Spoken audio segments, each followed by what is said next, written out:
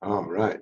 Greetings. I believe we are recording here, and I am beginning a brief lab introduction for you for lab number 5, mid-latitude weather.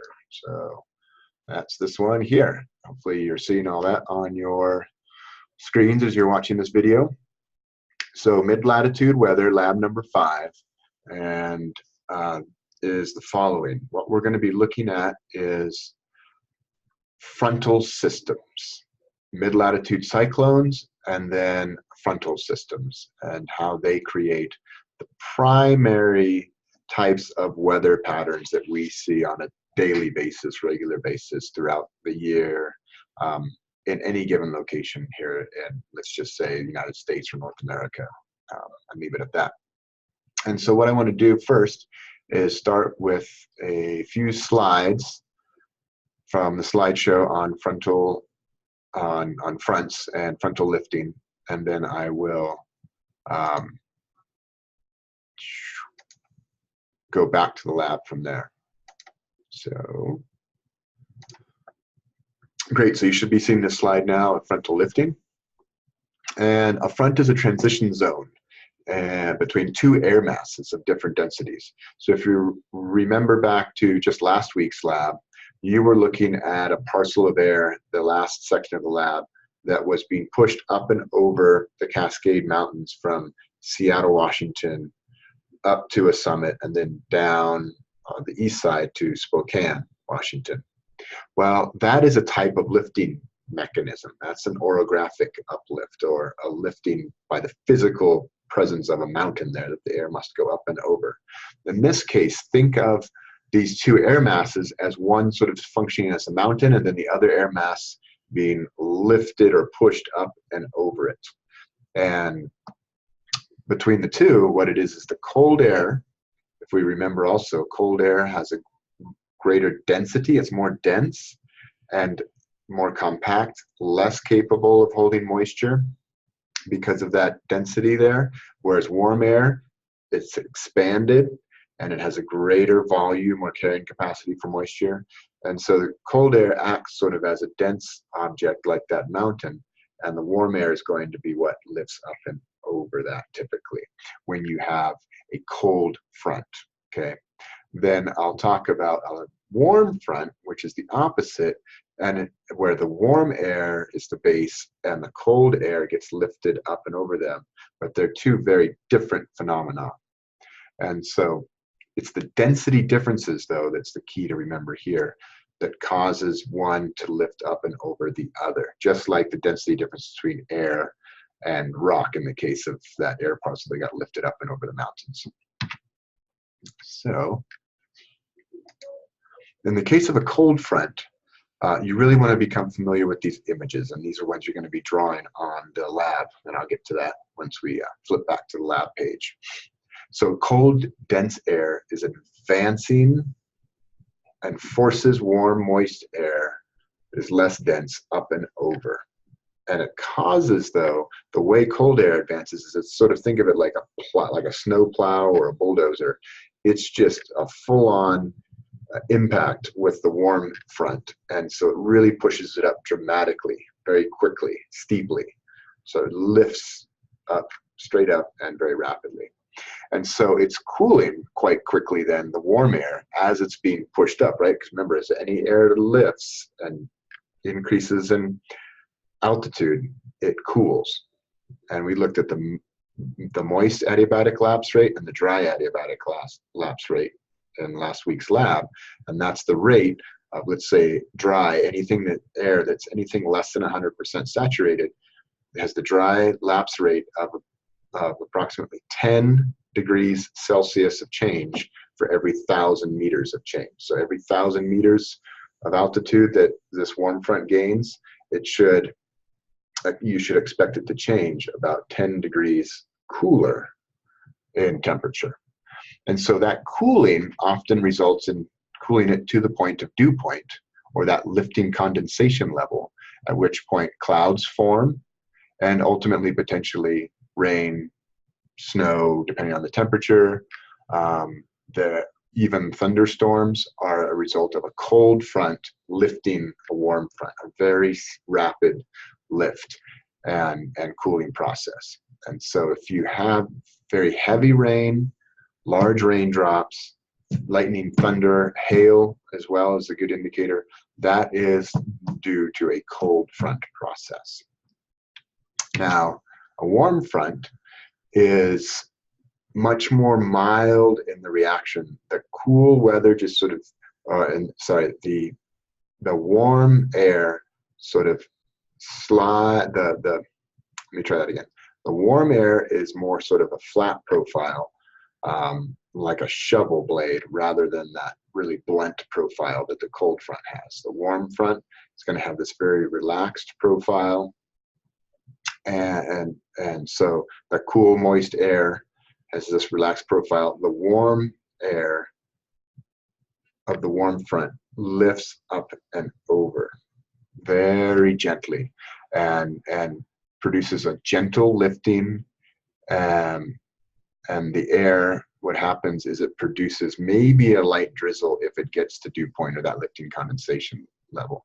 But if it just is sliding over the cooler passive air, it's going to be a very gentle lifting process. That's a warm front. And it occurs over a greater distance of surface, of area.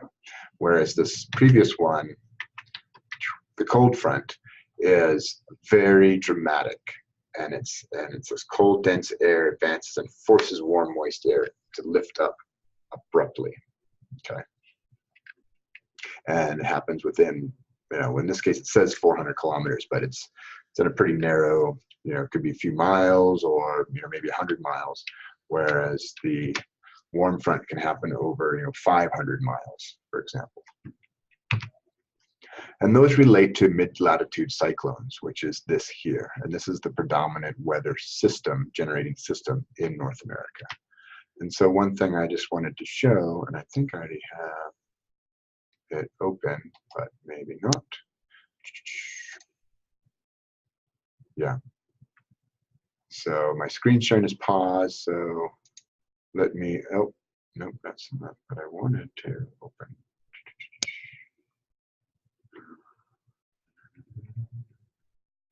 Okay, I'm gonna open this one again and switch the share to that one. So here we go on the desktop, I guess is where it's at. So there is this image here that I encourage you to click on these slides. I'll make these slides available right away in the files section under lectures.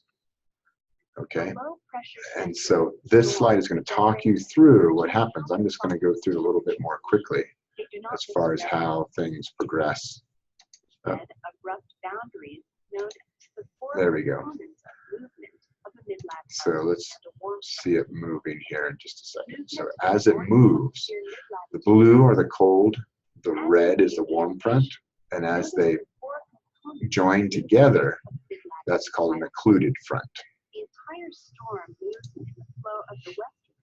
Okay, and now I'm going to go back to our slide lecture here. Turn that off somehow. Sorry, give me a moment to find where that page exists. I don't know where it is. Occlusion.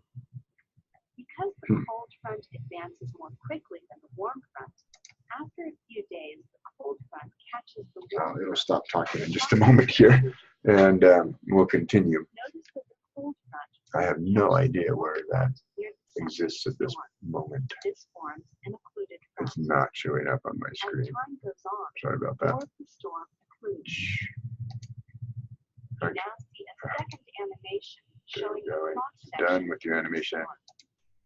Notice that both fronts advance, but that the cold front advances more quickly than the warm front. So stop. So the cold front catches the warm front. Okay. So let's get back to where we were. Right. Okay. So what I want to show now is the actual frontal process, which is on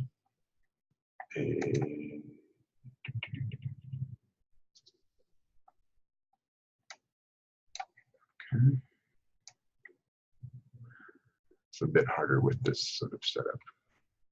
I see where we are now. Okay, so now I should be back lined up.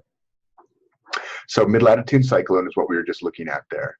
And it has these different types of fronts. And you'll get walked through this in the lab, but I just want to talk about a few of them.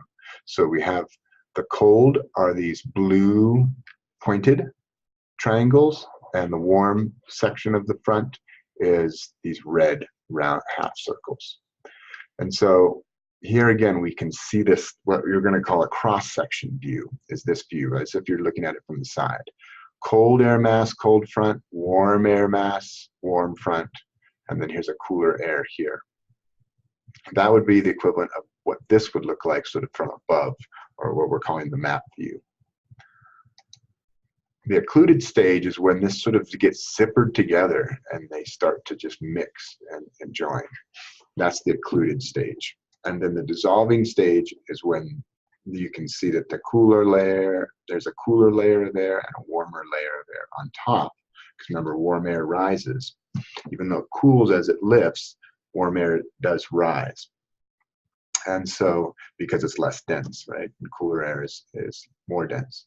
And so that's when it's essentially dissolved. They've actually, rather than being, combining or moving one over the other, they've just sort of settled to one being on top of the other, resting phase. So that was just a quick little description of some of the fronts. I want to encourage you to go ahead and look at the animations, because those will be very helpful for you. And we'll be talking about them in lecture as well today, later on this evening. So what I'm going to do now is get back to our lab.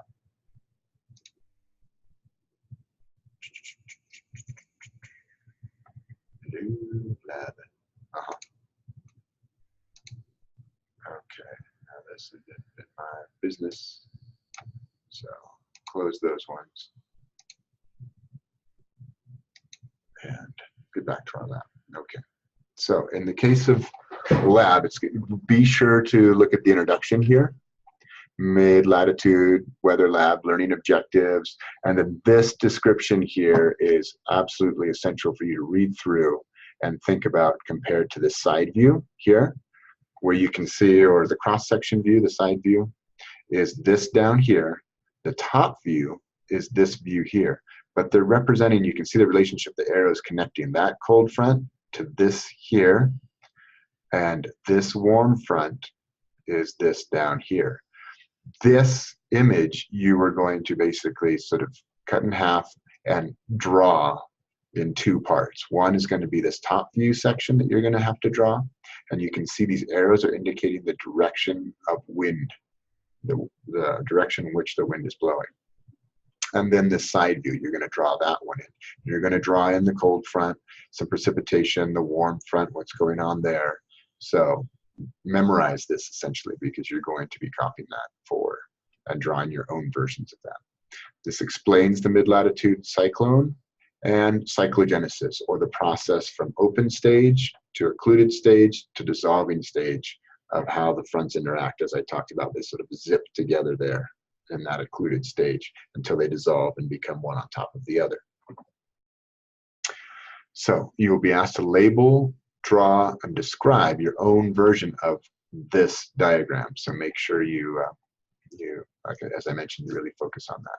And then here's the links to all of the materials that you'll need, and we'll go through them now as we go through the lab rather than open them all immediately. But you're welcome to do that on your own when you're doing this lab. Is just get them all open at the same time so you have them available. And I'm going to be using some paper versions that I'm going to hold up to you. And that is in order to sort of not have to flip back and forth between all of these share screen options. As you saw, it just kind of can be awkward or takes a little extra time to do that maneuver. So I'm going to leave it now on this lab view that you should be seeing, and then the view of me on the camera is where I will hold up some of the specific images. So refer to the weather front diagram. That's this right here. And it was discussed in the opening. And then you're going to label the features on the weather map. Cold front, warm front, cool air mass, warm air mass, direction of the frontal movement. And then you're going to draw those on there. So that's this here is that top view that I was talking about. It's also right there. You're going to draw that top view onto this. And you can see that from the center, there's two lines that are going out. And those are the two lines. One is the cold, one is the warm front. You're going to draw the appropriate symbols of either the little jagged teeth or sort of the half circles to indicate which is the cold front, which is the warm front. The cool air mass, okay? So remember, the air mass is behind the front. So in this case, the cool air mass would be right where the arrow is, that's just behind that blue line of the cold front. That's where you would label the cool air mass. Now, in the case of the warm front, your warm air mass is at the arrow that's just below the red lines that indicate the warm front. And you can kind of see that translated here in the side view, which you're going to draw separately in the next question, but just so you can at least know that you have these visual cues to kind of help you have that idea, even though they're not all represented on the top one, the first one. And then the direction of the cold front movement. So you're going to literally draw these arrows in that are associated with each of those fronts on that top view. Still just working on the top view section. Okay. And then you're going to label the cross section. And the cross section is, if you can see it here, is this one. It's that, just that line that has, right, one front drawn there, another front drawn that way. So that's the cross section view that you will have downloaded. And that's this side view, what we're calling the side view area. And so that you're going to draw in the cold front. I want you to put those little teeth and those little blue circles where they go appropriately. So the blue teeth, the red circles would go along this line here, representing the warm front. This is where that warm air mass is, so you're going to label that. Likewise, the cold one, you would put the teeth sort of along this curve, and the cold air mass is in the blue area there. All right, and that's number 2. Same thing, draw the arrows in. Make sure you get each one of these points as far as onto that sketch or image that you're working with. And then you're going to take a picture of it and upload it. Okay, use your phone camera, you know, whatever you want to use. You're going to use that.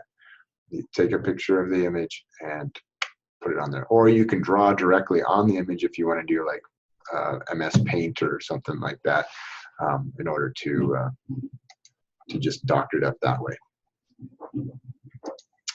digitally. Then save it and upload it. Okay, so then you're going to have to do some investigation of your own and find out, when we say wind direction, for example, it's a westerly wind. What is that referring to? I want you to tell me, is it referring to the direction from which the wind is coming, or is it the direction of where the wind is going to?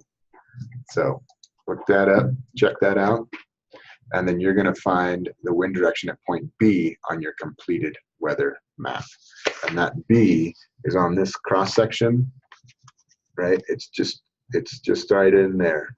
And you're going to tell me what direction that weather is. And that's, sorry, it's actually on this one, there's a B right there. And you're going to see which way that arrow is kind of that you drew behind this front right here. You're going to tell me which way that arrow is. Remember that wind is going to be perpendicular to those front lines. All right. And then where's the precipitation likely to occur on those cross sections, or that the cross section being the side view here? Okay, so where is the precipitation going to occur? Is it going to be in front of a particular front, right at the front, a little bit behind it, a lot behind it? That's what you're going to be answering there for that question. And then you want to say on point D, they're going to ask you on the cross section, at point D, which is right here in between these two fronts, do you expect the weather, or the temperature specifically, to increase, decrease, or not change? Okay, so remember there's fronts. That point D is a fixed place, but those fronts are moving. So depending on which direction that movement is occurring, what type of front is most likely to pass over that D location very soon, and how would that affect the temperature? That's the way you want to think of that question. So now we're heading down to a new set of activities, and that's the weather station.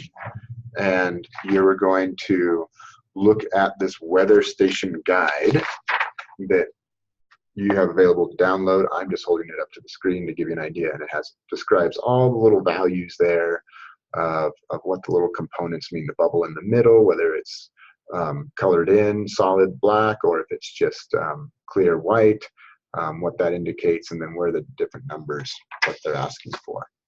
And what you're going to do is answer some questions related to sample ones that I'm going to give you, and just compare them with the model that you have, the guide, and then provide me with answers. So this station model example depicts these conditions. Okay, there we go. There's the conditions on that model. 47 degrees, 38 is the dew point. There's a little bit of drizzle. Okay, and the air pressure and the wind is coming out of the north, heading down because it's right above. So the north would be straight up. So it's out of the north. And then this length of arrow indicates a certain speed. And you can see that on your weather guide. So what you're going to do is you're going to construct your own, this is called a station model, this little image with all of the values on there and then the right symbols. You're going to construct something like that for this information that's given to you. And you draw that on, take a picture of it, or use, again, Paint or Microsoft Word or whatever you want to use to create a digital image that then you're going to save and upload as a file. Or just draw it with crayons or pens or whatever you want and take a picture and load it up. You're going to draw another station model for this set of information, weather conditions. Then you're going to construct a station model for the actual conditions right now in your real world. And so what I want you to do is look up, I give you two website links that I think are some of the best to get your weather from, Weather Underground and AccuWeather. You're going to pick one of those, look up the weather for where you're at. If you're in Laramie or Cheyenne, you know, do it accordingly. And then I want you to draw one of those little weather station models that includes air temperature, dew point, wind speed, wind direction, and the climatic conditions as far as overcast, raining, snowing, sunny. You get the idea. And part 6, what I want you to do is then write on that map, if you're doing this by hand, or type it in if you're doing it digitally. I want you to step outside for just literally a few seconds. Step outside, look around, and see how it really feels to you, this weather that you just described. And just tell me a little bit about it. Does it feel, yep, that feels exactly what I was expecting it to feel like based on what I looked up just now. Or, you know, it felt a lot warmer than I thought it was going to be. You know, maybe that has something to do with, you know, me going out to the sunny side, or it felt a lot colder. Maybe that has something to do with the wind that was blowing right then where I was, that sort of thing. That's this question. Very important. It's worth a lot of points too. So, you know, so take a moment to do it. And then you're going to do the opposite in this case. You have a weather station model, and you're just going to interpret the information to fill in the blanks here: temperature, dew point, wind speed, and then direction. Okay. And then the next piece you're going to go to is you're going to look at this map. This is a bunch of little weather station models, right? So this would be like taking place over a whole region of, say, the United States, say the Southwest or the Northeast or something like that. And you notice there's different climatic conditions. Some are clear, some are overcast or potentially raining, and then they have different temperatures. I encourage you to clue in not on the conditions, like what the middle little circle looks like, but what are the temperature similarities in order to determine group them into two groups, which are basically going to be two types of fronts, a warmer front and a colder front. And so you might want to just circle them when you pull up this map, manually circle it, or circle it with, again, if you do it digitally in Paint or something, then do that. And then you're going to draw a line that is going to indicate where, here's those little maps, these little images. You're going to draw a line. I'm just going to put a line on here. Actually, I'll use a pen so that marker so it sort of sticks out. It's going to separate them into sort of two groups, and that's the front line. Now, specifically, this one is not accurate. This is not the answer for this question, because I want you to look at the temperature similarities, and this is not aligned with the similar temperatures to determine where the front is. But that's what you will be doing.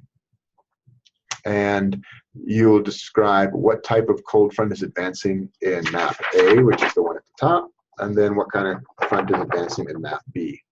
And then that requires you to draw in then that line to determine where the front is, and then which way, and that's looking by the direction of the little tails, right, on each of these station models is indicating, right, the direction of the wind.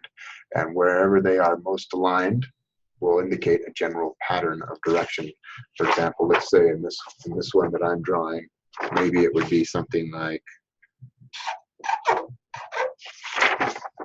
this. I drew an arrow on right here showing it movement that way, heading from the south to the north.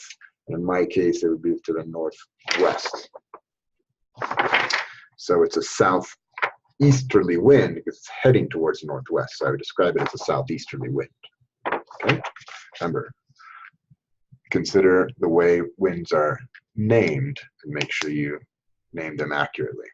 And so that's going to ask you to pick the wind direction for A, for B, and then the last one is you're going to look at this continental scale weather map. And it's going to be hard for you potentially to see with the camera, but once you download the image, you'll see there's a map of the United States underneath this, and then the mid-latitude cyclone occurring here with a cold front and a warm front, another cold front and warm front over on this side here. So you're going to be looking at that map, and you are going to try and answer where the weather is. You may need to look up, in an atlas or online where these locations are: Casper, Wyoming, Amarillo, Texas, Wichita, Kansas, Buffalo, New York. I'll give you, the one clue is that each of these locations is where there is an actual little weather model, one of those little guys that has their information associated with them. It's going to be one of those spots. It's not a blank spot on the map where there's no weather information for you. So, and then you're going to think about the movement. This is where you're imagining, even though it's a fixed image, you're imagining these fronts moving across all of North America and thinking about what kind of weather they would be resulting in, whether it's a cold front, right, which is going to have dramatic, heavy precipitation happening in a short distance, or if it's a warm front, right, more gradual change, can maybe overcast, cloudy, then maybe some drizzle, and then be completed.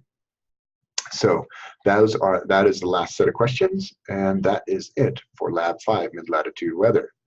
And I will stop the video now, and we'll take any questions that you have. Once you see this, you can email me or set up a Zoom meeting, or come to set up office hours and come to me in person, which is always preferable, just because there's only so much of this online stuff that I like to do, and it's great to see people as well. So have a good one. Good luck on that one. And I will see you this evening at 6 p.m. if you see this before then. Otherwise, I will be seeing you, and then you will be watching this. And I will